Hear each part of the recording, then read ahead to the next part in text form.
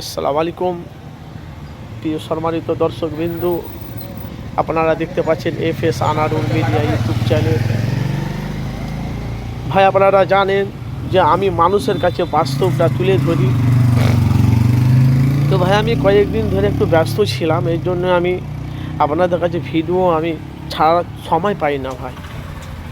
তো আমি জানি আমার চ্যানেলকে অনেক ভাইয়েরা ফলো করে, অথচ আমার চ্যানেলকে তারা সাপোর্ট করে।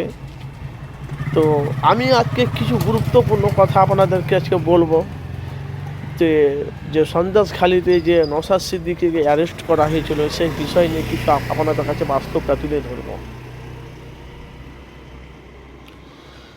তো জিনিসটা ঘটেছে ভাই, আমি একটু কাজে ব্যস্ত ছিলাম, এই জন্য ভাই আমি হয়তো যাওয়ারও সময় পাইনি তালতলা হাটে, আর সেই ভিডিওটাকেও নিয়ে আমি করতে এখন সোশ্যাল মিডিয়ায় দেখতে পাচ্ছি। এই জন্য ভিডিওটা আমি আপনাদের কাছে করছি। আপনারা জানেন তাই মানুষের কাছে বাস্তবটা তুলে ধরি। তো ভাই, যে 2024 যে আসছে, যে ফুরফুরা শরীফে নওশাদ সিদ্দিকী জানেন আপনারা, ভাঙলে যিনি এমএলএ বিধায়ক, সন্দেশখালিতে ওখানে কত ডিগ্রি ছিল, ওখানে যাওয়ার নিষেধ ছিল। ওখানে নওশাদ সিদ্দিকী বলে ঢুকেছে, যাকে সঙ্গে সঙ্গে কলকাতা পুলিশ অ্যারেস্ট করেছে।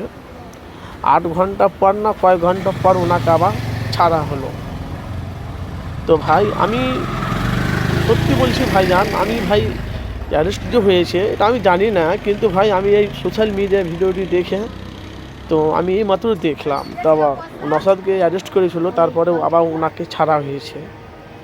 তো তো ভাই দুঃখিত, ওনার ভিডিওটা আমি করতে পারিনি, তা আপনাদের কাছে ভিডিওটা আমি পোস্ট করলাম। তো প্রত্যেকটা ভাইদেরকে বলি, আপনারা জানেন ভাই, তা আমি মানুষের কাছে বাস্তবটা তুলে ধরি। অনেক মানুষ অনেক রকম আমাকে সব যে যা দালাল বলে, কে বলে আইএসএফের দালাল, কে বলে টিএমসি দালাল, কিন্তু ভাই আমি কারোর দালাল নয়। আমি কিন্তু ভাই মানুষের কাছে বাস্তবটা তুলে ধরি। তো আমি দেখলাম কলকাতার বুকে যারা আইএসএফ করে তারা তো চিৎকার দিয়ে বলছে নওশাদকে কিনে ধরা হলো। ওখানে কত ডিগ্রি ধারা ছিল, যাওয়া নিষেধ ছিল, ওখানে ঢুকেছে দেখতে পাচ্ছি। তো ওনাকে অ্যারেস্ট করা হয়েছে। তারপর আমাদের ফুরফুরা শরীফের তালতলা হাটে মিছিল হয়েছিল নওশাদকে জামিন দেওয়ার জন্য। সে আমি সোশ্যাল মিডিয়ায় চিত্রটা দেখতে পাচ্ছি।